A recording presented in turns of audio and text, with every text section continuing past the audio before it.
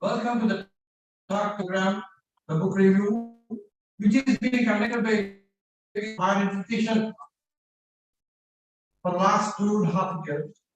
An initiative by the chairman for Hamlet to introduce the best of the best books, both in Telugu as well as English, for the benefit of the students, because the student community is not in the program to go in the book reading habit. Since to inculcate at least the book reading habit to the young generation, so he has taken care of the technological component of YouTube, and we have the Charlie State from AP-126 Talk About channel is being with us. So we have got all the Talk About programs which has been conducted for the last 2 years on the channel itself. Any student interested in have all the previous Talk About programs. Today we have with the Talk About program, which is of 126 episodes for the last 4.5 years. This is the tragedy of Hamlet.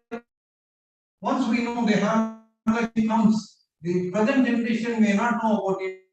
Yesterday students may be knowing about it, the greatness of the William Shakespeare, who is born in England. So the book is the tragedy of Hamlet, Prince of Denmark, written by William Shakespeare. That is being introduced to us. We cannot say that it is being reviewed. It is being introduced to the students because this is a classical one by Professor Sarada Tala. She was a professor of English in the Hamlet University Department of English, professor of Carbon Head, and she's a person of the US. Postgraduate from University of Madras and PhD from Central Hyderabad. She is equipped with 30 years of teaching experience. Her specialization includes African American women's theatre, gender studies, literary theory, translation studies, post-colonial studies, cultural studies. Besides a special interest in Bhakti literature, women poets of the Bhakti period are specially close to her heart. A consistent academic topper, she also received the best dissertation award for her thesis on African American women's drama. Dean's Benefit at the University of Hyderabad in the year 2003. Besides receiving multiple research grants at ASRC, she was also a recipient of the Fulbright Senior Research Fellow of the University of Wisconsin-Madison in the year 2012 and 13. She is probably one of the few Indian scholars who have worked on African American women's lines in drama. She has also visited the universities of Oxford, Chicago, Georgia, Atlanta, and on academic talks and paper presentation. She has been invited to deliver many keynote addresses, related to guest lectures at many centers of excellence and universities. Besides being active in the research circuit, since she continued to publish research papers, guide research, and act as a board member of research and doctoral advising of many universities, apart from being a part of other academic responsibilities in the university. She has published a total number of books of 4, articles of 40, conference attendance of 80, 60, invited talks about 80, membership in leading professional bodies, and I leave it to Professor Sharda Garu, not to review, but to give a thank you very much. Good evening, sir. At the outset, I would consider it an immense privilege to have been invited by an illuminary council like that of APSHE, especially for a book review. And this comes as something very important and significant, sir, because we are living in an age of technological explosion, wherein the younger generation has little or no time to read books, even buy books. I often keep telling my students, visit the library, go, touch the books, at least feel the books, know what books are. Because books are not just anything, they are not just pieces of paper, they are the life breath of a writer and of a generation which is being passed on to you. And so I thank APSHE, I thank Hemachandra Reddy Garu, and I also thank you, sir, because to have crossed 125 talks is not an easy thing. And I'm sure I can understand the amount of hard work and effort which you have put, sir. And for today's talk, I'm going to discuss Hamlet. And I wouldn't call it a book review because we are nobody, we are too small to review classics. And this is a time-tested classic. Okay, this is a time-tested classic.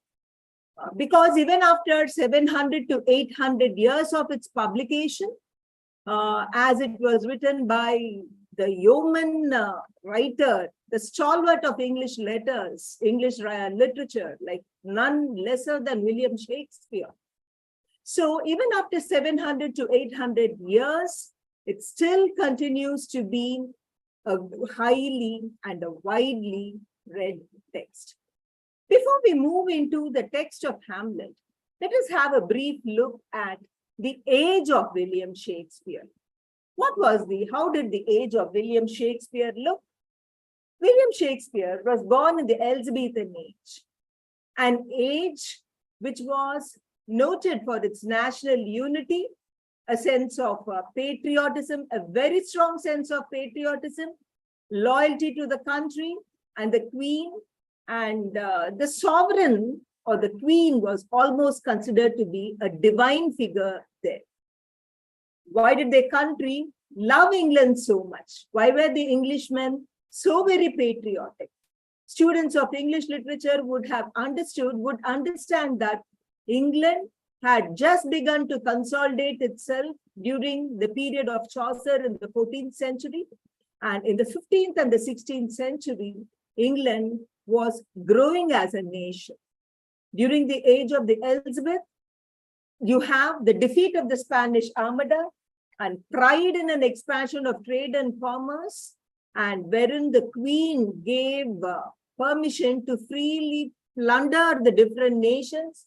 So much so, they brought wealth from the different nations, plundered wealth, you can say, from different nations and enriched England. And the England of Shakespeare's time was an immediate post-Renaissance England, which had the Renaissance humanism in it.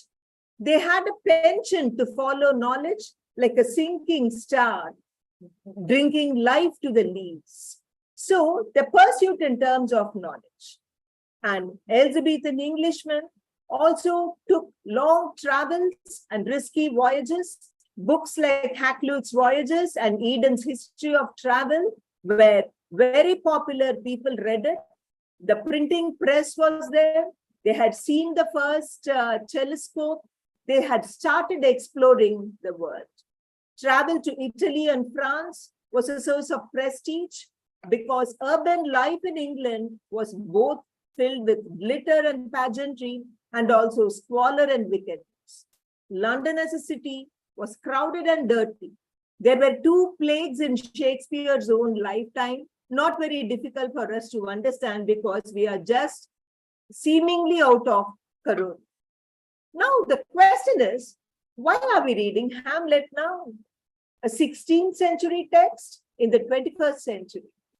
Is it because Hamlet is an eternal tragedy? Or because it continues to be highly influential even today? Because even today, you find many people discussing the play, apart from it being prescribed in the different universities. And it is highly influential because the text is being made and remade. To this day, we do not know if Hamlet was really mad or not, or was it a feigned madness, or was he a victim of any psychiatric abnormalcy?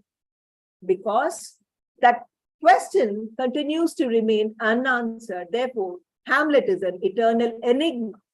It is a text with recurrent charm and multiple productions, because to this day, Hamlet is being made and remade and enacted.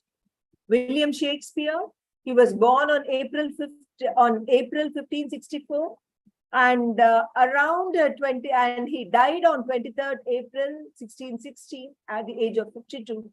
He was popularly referred to as the Bard of Avon. He wrote 39 plays, 154 sonnets, and 3 long narrative poems. He was born and raised at Stratford-upon-Avon at Warwickshire. His early education, he could have attended the King's New School at Stratford-upon-Avon, a grammar school, because he comes from a family of rich aldermen. And that was a big school, a very popular school in Stratford-upon-Avon. So in all probability, Shakespeare could have studied in the King's New School, which was a grammar school.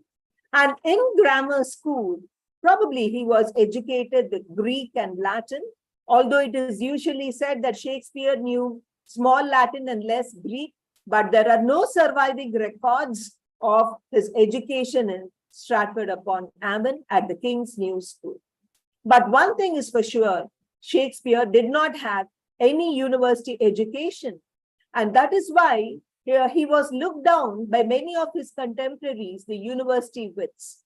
Thomas Nash, his contemporary, on looking at the popularity of Shakespeare, in his dying statement, he said, he was an upstart crow beautified with our feathers. Let us see how Stratford-upon-Avon looks today. Now, here is a picture of Stratford-upon-Avon now. I have traveled here. I spent a whole day there. Okay, and the entire town teems with Shakespeare. Thousands of tourists visit the place every day. And this is the town in which Shakespeare was born. Now, this is Shakespeare's birthplace, which is still preserved today at Stratford-upon-Avon. Now, if you look at the writings of Shakespeare, Dowden classified Shakespeare's period of creativity into 3 categories. In the workshop, about 1500 to 1596, a year of dramatic apprenticeship and experiment. The second period is out of the depths. Look at the term he uses, and which was a period of historical plays and joyous comedies. There is one period which he significantly calls as On the Heights. On the Heights is a period of bitter comedies and of great tragedies. He wrote the 4 great tragedies there, of which Hamlet is one. And later from 1608 to 1613, which was a period of romantic comedies. Now, in the trajectory of Shakespeare's writing, there is one particular period which is considered to be the lost years. We do not have any records showing what Shakespeare did during those times. And there are theories which show that Shakespeare was caught poaching on the land of Sir Thomas Lucy. There are other theories which state that probably he was working in the theaters of London, doing some small menial jobs. I have heard some very senior Indian scholars and teachers of Shakespeare tell, probably he came to India. Okay, otherwise, how could he write such beautiful plays with deep philosophic content and of eternal values? Whatever it is, we see him subsequently emerged in London as an established playwright. In London, we see him by 1592 as a playwright and as an actor. By 1594, he was a partner of the famous Lord Chamberlain's Men, sponsored by Lord Chamberlain himself. Later, after Queen Elizabeth, the company received royal patronage under King James I, called King's Men.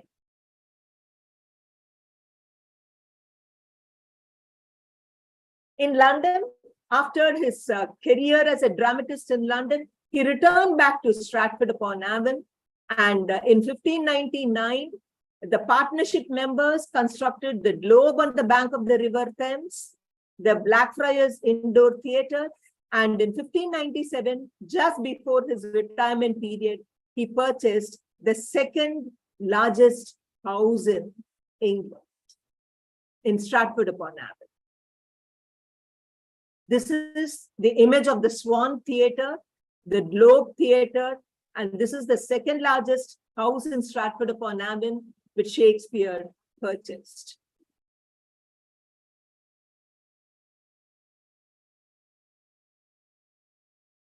This is the grave of Shakespeare, as it is preserved today. Now, Hamlet is a tragedy. What is special about the tragic period of Shakespeare? Shakespeare's tragic period is a distinct period, which is between 1601 to 1607. Probably he could have been preoccupied with deep personal anguish at that point of time. In Shakespeare, the anguish is metamorphosed into immense creativity. It is said that a shoka was transferred into a sloka to create the Ramayana. Similarly, the anguish is metamorphosed into immense creativity in Shakespeare too. Probably in his personal life, he was heavily burdened, but with deep inward churning at the multitude of pains that assault human life. In that period, he wrote great plays, the best of his career, 4 great tragedies: Hamlet, Othello, King Lear, and Macbeth. How does a Shakespearean tragic canvas look like? Shakespeare has his own conception of tragedy. Elizabethan England was not new to tragedy because Elizabethan England had absorbed the classical conception of tragedy, theory of tragedy, as was seen in Aristotle's Poetics. All of us know, as students of English literature, that Aristotle's Poetics is not about poetry, but it's about tragedy. So Elizabethan England had largely followed the Aristotelian tragic tradition. Moreover, the Greek tragedies were very much in vogue there, and the Elizabethan revenge tragedies were very much popular at that time. Shakespeare's original contribution to tragedy, to the tragic canvas, is that he did not frame any specific theory of tragedy the way in which Aristotle did or later Corneille did. In fact, Shakespeare transcended the limits imposed by the Elizabethan tragic trajectory. In an Elizabethan tragedy, in a Shakespearean tragedy, he does not blindly follow an Aristotle or a later Corneille. Rather, he has his own idea of tragedy.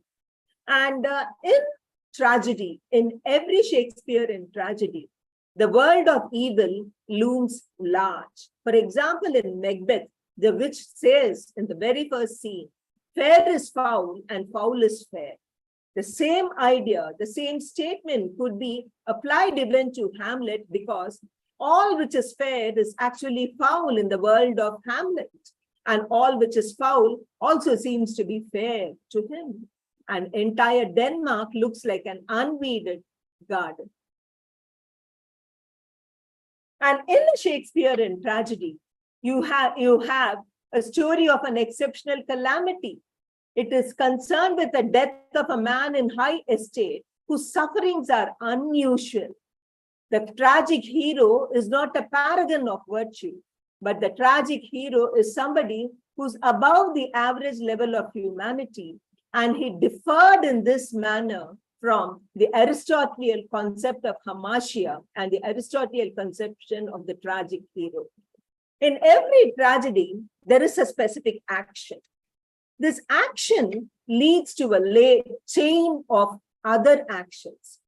This chain of other actions has its own consequences. And these consequences lead to certain interconnected deeds. And these interconnected deeds produce another chain of actions. The character of the tragic hero is the focal point. The soul of the Shakespearean tragedy is the prime character, the tragic hero. And these tragic heroes at times depict certain abnormal states of mind. For example, in Hamlet, it is insanity, and in Macbeth, it is somnambulism, sleepwalking, and hallucination. Sorry.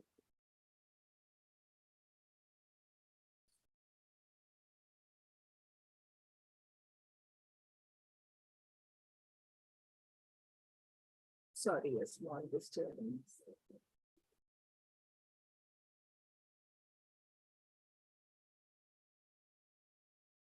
Anisha?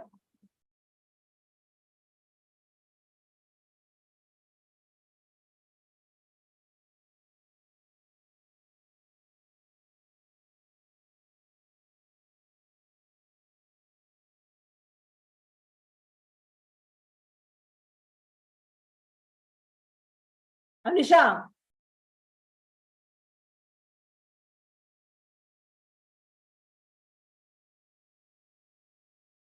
Sorry, there was a small disturbance. Then, an Elizabethan tragedy also has certain supernatural elements like ghosts, witches, etc. And the tragic hero is devastated both by external forces and certain internal forces. The characters wage intense war with the prevailing moral order. Bradley says, there is no tragedy in expulsion of evil. It involves the waste of good. Because good is wasted.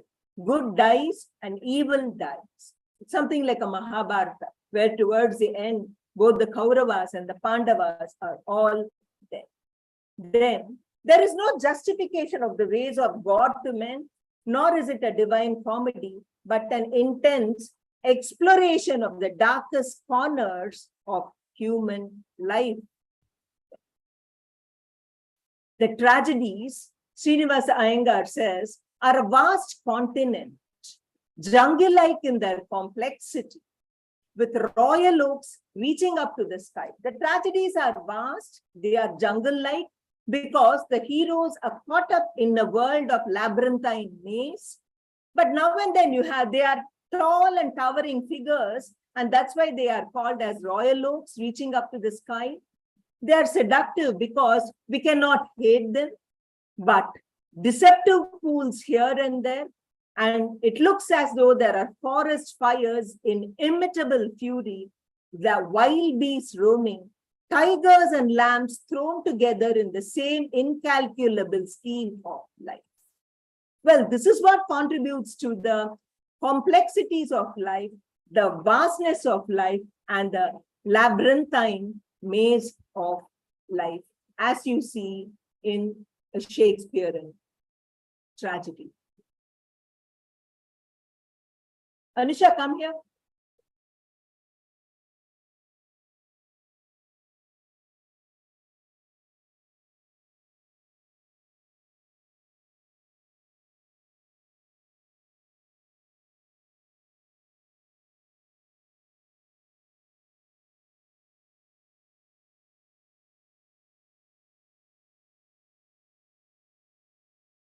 Hamlet as a play defies easy definitions. Evil dominates the play as in the other tragedies. In Hamlet, there is an initial violence that has occurred prior to the action of the play. The entire play is a dramatization of the consequences of the evil and the complex process of revenge. It is concerned with the ghost of the king of Denmark, who asked his son Hamlet to avenge his murder by killing the new king, who's Hamlet's uncle. Hamlet feigns madness, he contemplates on life and death, and he seeks revenge. His uncle fears for his life, also devises plots to kill Hamlet. The play ends with a quarrel, during which the king and the queen, Hamlet's opponent, and Hamlet himself are all killed.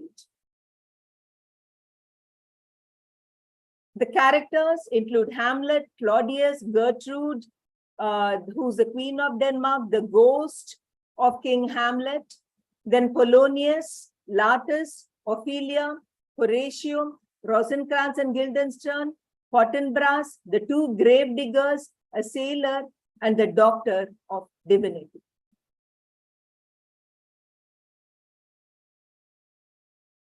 The sources of Hamlet. One can find the story of Hamlet in its germinal form, even in the story of Abel and Cain in the Bible, which is referred to by Claudius in the prayer scene. When he thinks during the prayer scene, he considers his sin on par with the sin committed by Abel and Cain in the Bible.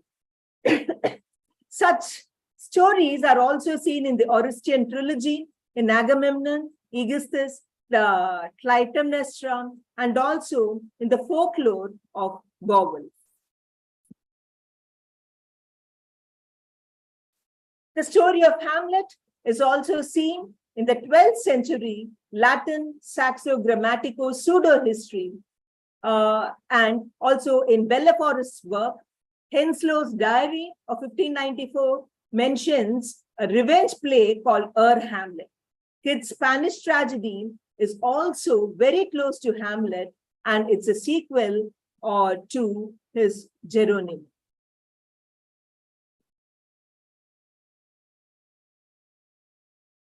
Both Kidd and Shakespeare elevated a melodramatic revenge play into a tragedy. Both of them make the mind of the avenger the source of action. Hamlet's character is something which has been much discussed. As we see throughout the play, the core of the play is the character of Hamlet. Hamlet, the Prince of Denmark, is forcibly thrown out into a pool of murder, deceit, bloodshed, and revenge. You find him working against his natural instinct, because Hamlet is basically a scholar from the Wittenberg University, a philosopher, and a person of immense contemplation. And he is also a symbol of Renaissance humanism, a person not prone to much of action as he's into philosophic studies. And his enigmatic nature is the core of the play. Ophelia, she describes Hamlet thus: what a noble mind!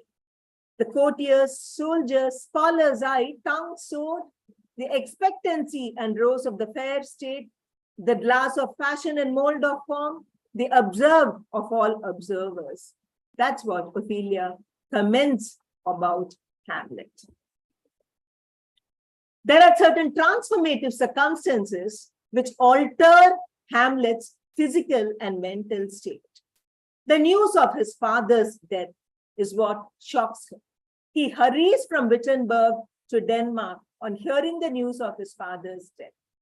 Most importantly, he is also disturbed by his mother's immediate remarriage to Claudius, his uncle. And Claudius, his uncle, is elected as a king instead of primogeniture, wherein the eldest son or the son becomes the king. All these circumstances have a deep and a lasting impact on Hamlet's mind. Hamlet, therefore, he feigns to be mad. And Hamlet's madness, whether it's feigned or real, is something which has been a topic of discussion. Madness is a pervasive theme in the play, because there are two characters who are mad. Hamlet is mad, or he feigns to be mad, and Ophelia is also mad. We'll come to that slightly later. Now the question is, was Hamlet really mad? There are four main groups of thinkers who discuss Hamlet's madness. Some think that Hamlet possesses an indecisive soul. Johnson, Schlegel, Goethe, Hallam, etc., they think that Hamlet possessed an indecisive soul. Then there are a group of neuropsychiatrists who have a case study of Hamlet's melancholy, like Brigham. And they think that Hamlet starts feigning madness, and in the process of feigning, he forgets that he is only feigning, and actually he becomes mad. That is the theory posed by the neuropsychiatrists. Then the historical scholars consider Hamlet as an archetype in Elizabethan literature. An example is Schoking, the German scholar. Then you have Ernest Jones, who looks at Hamlet from the perspective of an Oedipus complex. Then, is it a real madness or a feigned madness? That is a major question. because it is not easy to consider Hamlet as being really mad also. Because in that, but there are so many scenes, okay, wherein we find him to be crafty. The discussion which he has with the players in the play within the play, wherein he gives advice to the players, asking the players to speak properly, even the vowel glides, okay, even the way in which English language should be pronounced. He asks them not to speak, not to act in excess. At the same time, he also advises the dramatist not to totally underplay. And he also has a special advice to fools who should not exceed their very limits. And here we see not just Hamlet, but we see Shakespeare, the master craftsman, who's revealing his dramaturgic power and creativity. Therefore, it is difficult for us to believe that Hamlet's madness is real. Most importantly, in the scene with his mother, he frankly tells her that he is only feigning madness.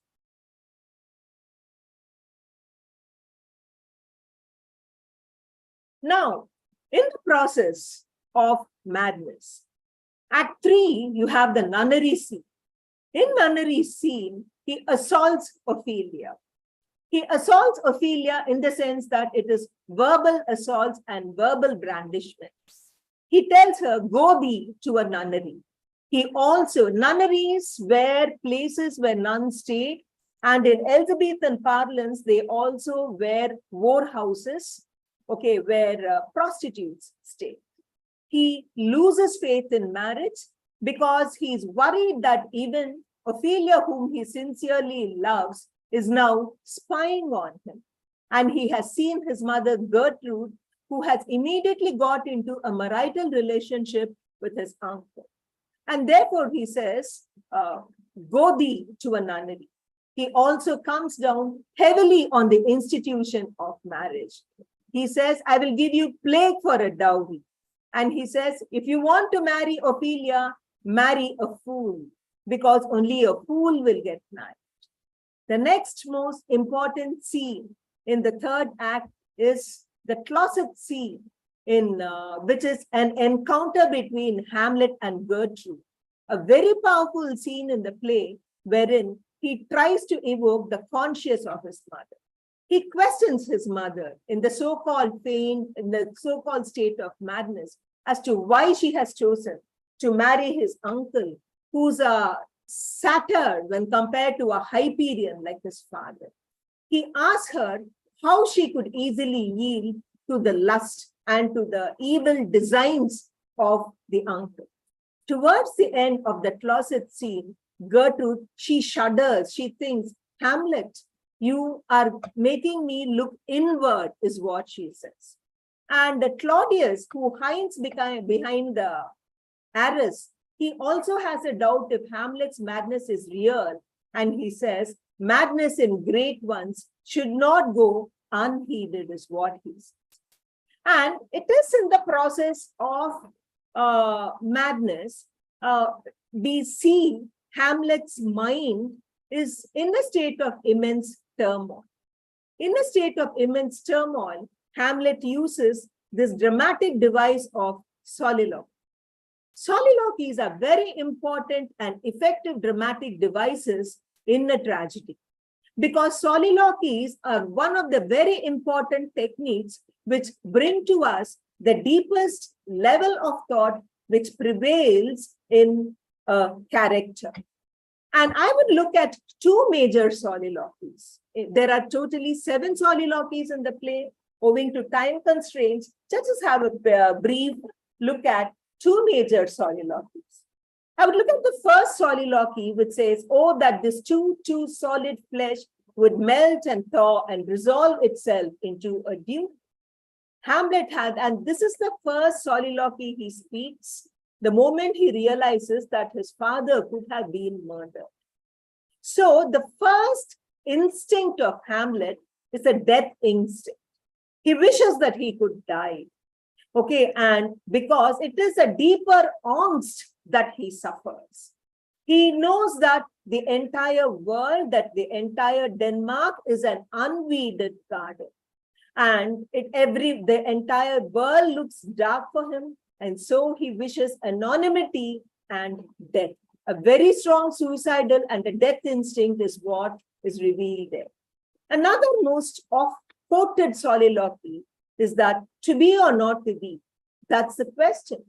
A highly quoted soliloquy, which looks as the existential predicament of human life. Okay, how it is difficult for us to take any decision in life. Or should we take an action? Or should we forget it? Should Hamlet avenge on his uncle? Or should he forget it? Is the ghost real or is it feigned? Okay, so this sort of the deeper process, the labyrinthine maze of mind, which the labyrinthine pattern in which Hamlet's mind's work is revealed in that soliloquy. Another important aspect of Hamlet is the ghost. The ghost is a very important part of Hamlet. The other play tragedies of Hamlet also has the ghost. For example, in Cymbeline, there is the ghost of Leonatus which appears. Macbeth has witches. Okay, but here you have the ghost. And in no other play of Shakespeare has the ghost played a major role as you see in Hamlet, because the ghost appeared 4 times in this particular play. The ghost appears, and it was belief in ghosts was a very popular Elizabethan notion. And you find Stephen Greenblatt, who's a neo-historicist criticism, he also explores the image of the ghost in Shakespeare. And we understand that the ghost as such would have also been an excellent dramatic property for Shakespeare to be used on the stage. And the Elizabethan beliefs that only scholars could be, the ghost would speak only to scholars is also evident when somebody tells Horatio, "Thou art a scholar, Horatio, speak to it." So all these ideas of the ghost are evident here. There are, Stephen Greenblatt says that the first time that the ghost appears, it comes in the dress of the elder King Hamlet. But when the second time it comes in white. If it comes in white, it means that probably the ghost has been purged. So the Catholic idea of purgatory and sin and purgation is all revealed when Shakespeare introduces the ghost.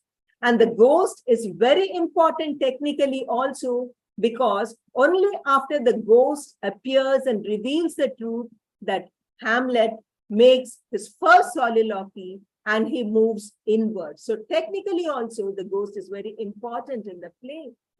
Another most important scene in the play is the gravedigger scene. The gravedigger scene is something which occurs in the 5th act of the play.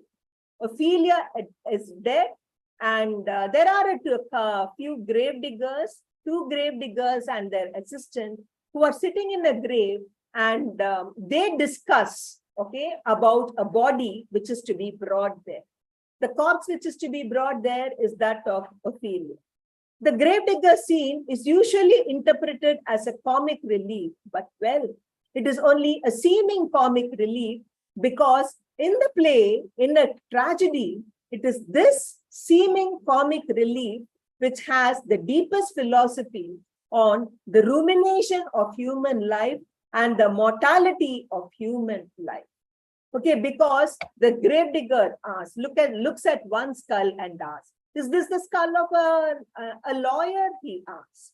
Okay, probably it is the skull of a lawyer who could have made a lot of money through his lives.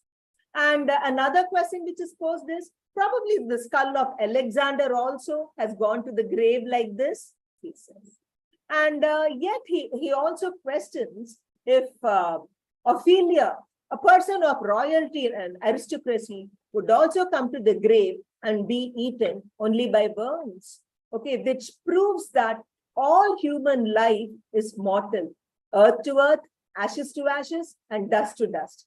I am reminded of Bhajagovinda, wherein one speaks of Adi Shankara speaks about the ultimate end of every human seeming achievement of human life. One also has to look at the imagery in Hamlet. The imagery in Hamlet has been excellently analyzed by Caroline Spurgeon, who looks at the looming images of disease, darkness, and death. An entire Denmark looks like an unweeded garden. And Hamlet, when he speaks to his mother, he asks her if Claudius was not like a wound, an ulcer on her fair forehead. The entire Denmark is seen as a festering wound which needed a surgeon's knife. And this is not very different. This is something which was there in Greek drama also, because in the beginning of Oedipus, we find in the Greek tragedy Oedipus also, we see there is disease and death everywhere. Shakespeare could have been influenced by such Greek dramatists. Then, Hamlet has been adapted in many films. Since 1900, there have been more than 50 adaptations of Hamlet. Number one of the major adaptations, I'm looking at some of the major adaptations of Hamlet, Laurence Olivier's 1948 adaptation of Hamlet, which won a few Academy Awards for the film. Then the Russian Grigory Kozintsev's adaptation based on a translation by Boris Pasternak. Kenneth Branagh's Hamlet 1996 is a very interesting version of Hamlet made in a Victorian setting. Michael Almereda's Hamlet 2000 is one very interesting, another interesting version of Hamlet, wherein it's a very modern version because you see Hamlet coming in a suit, and he's the son of a very big business scion. His uncle kills his father, and he has become the CEO of Denmark Corporation. And his father's ghost appears in a closed circuit TV. Okay, a very interesting version of Hamlet. Students, you can find it on the internet. Let me show you some pictures. A picture of Laurence Olivier as Hamlet in 1948. Okay, a classic it is in black and white, a pleasure to watch it. And this is the Victorian, Hamlet in the Victorian setting, Kenneth Branagh.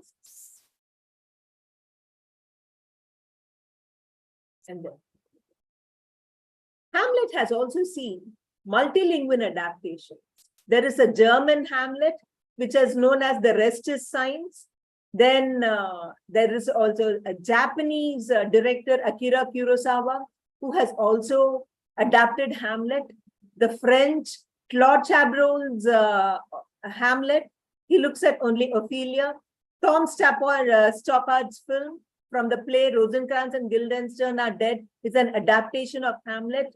In India, the 2014 Bollywood film Haider by Vishal Bharadwaj, it is an adaptation of Hamlet, which is set in the Kashmir Valley. Then there have been many presentations and enactments of Hamlet. This is a kabuki version of Hamlet. Okay, the Japanese kabuki version of Hamlet, what you see there. And this is the Russian Hamlet of Boris Eifman's famous Russian Hamlet. The ballet was presented in Riga in 2020.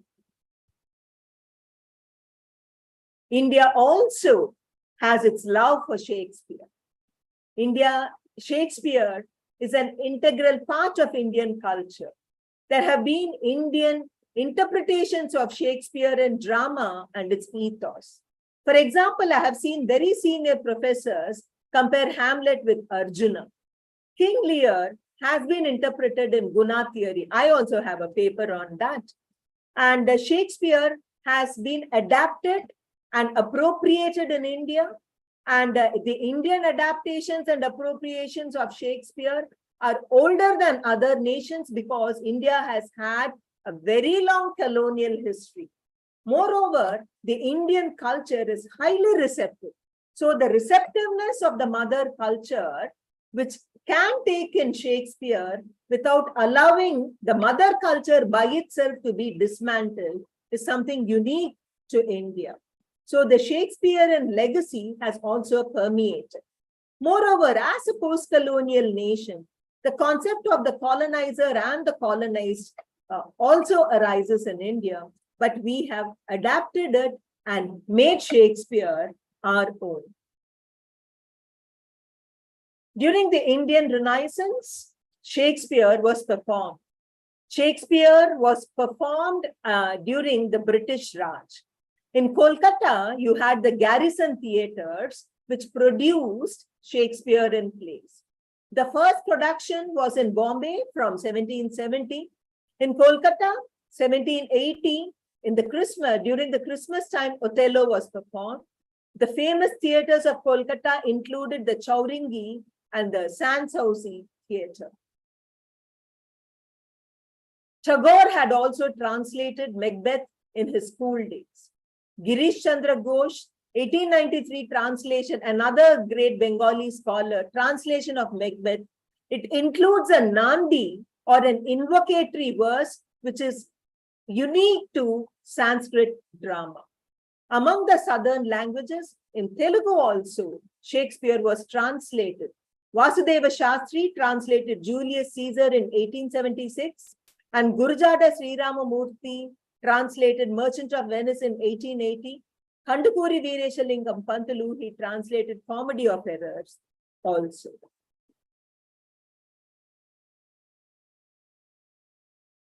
In Tamil, from 1870 onwards, there have been prose translations. B. Viswanatha Pillai, Venugopalacharya, T. Narayanaswamy, and T.R.S. Chettiar have all translated Shakespeare. A major contribution was Pammal Sommanda Mudaliar's translation, wherein he translated many plays of Shakespeare. He translated, most importantly, Hamlet into Tamil as Amaladityan. The play was modified to suit a Tamil or an Indian audience because even the flora and fauna which are described in Hamlet are localized in the Tamil language. Shakespeare is also immensely popular in Malayalam because Shakespeare is highly familiar to the Malayalam-speaking audience. And Kandathil Varghese Marpillai, who's the founder of Malayalam Manorama, he translated Taming of the Shrew, which is a prose rendition of blank verse. And Kunjikuttan translated Hamlet in 1897. Prose is translated into prose and Sanskrit quatrains for blank verse. And C. Krishna Warrior translated Midsummer Night's Dream in 1906. And Lala Govinda Pillai, a judge of Travancore High Court, he translated King Lear and Merchant of Venice. Kerala has also adapted and appropriated Shakespeare into their dance forms. This is a Kathakali Lear, okay? King Lear presented in a Kathakali style. How beautiful it looks. It looks Aro. And then there are books on Kathakali tradition and Shakespeare by Kathakali artists which have been authored. In Kannada also, among the southern languages, Chennabasappa translated the Comedy of Errors in 1871. Srikanta Shastri translated Othello as Lakshmi. Kannada theatre also amalgamated within the Shakespearean repertoire indigenous genres. It included indigenous Indian genres of drama like the Nataka, the Charitra, and the Katha. Besides all these southern languages, numerous translations are available in Hindi, Marathi, etc. Now, what contributes to Hamlet's eternal charm? Hamlet is the most enigmatic of Shakespeare's plays. Because to this day, we do not know if Hamlet was really mad or not. the highest number of articles to this day among the Shakespearean plays have been penned on Hamlet only. There is an exclusive journal called Hamlet Studies. Most importantly, Hamlet is a source of perpetual enigma. Here we see the tragic vision of Hamlet. The tragic vision of Shakespeare is evident in this specific play. Shakespeare's tragic vision is evident in the beautiful lines. The dramaturgy is evident in the eternal lines. At one particular point, Hamlet asks, "What a piece of work is man! How noble in reason, how infinite in faculties, in form and moving, how like an angel in apprehension, and how like a god," he says. And he also says another important, beautiful line in Hamlet is, "There is special providence in the fall of a sparrow. If it be now, it is not to come. If it be not to come, it will be now. So yet it will come. The readiness is all, since no man of aught he leaves knows what it is to leave the times led be." So these are some of the eternal lines of Hamlet, and there lies Shakespeare's vision. And no wonder Aurobindo calls him as an Elizabethan Vishwamitra. Thank you. And here I end my talk on Hamlet.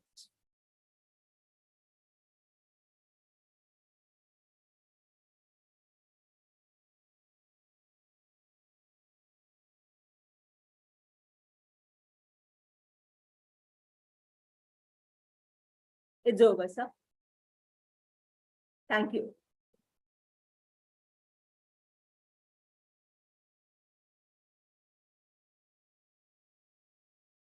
Okay, madam. Yes, It sir. is nice of you presenting the classical in the classical. So, on behalf of the State Council of Higher Education, I thank you for presenting the beautiful classical note of William Shakespeare, Hamlet. Thank you. The pleasure is mine, sir. You have made me read it again and again and fall into love with it again and again. That's it. Pleasure is mine, sir. I must thank you, sir. Bye.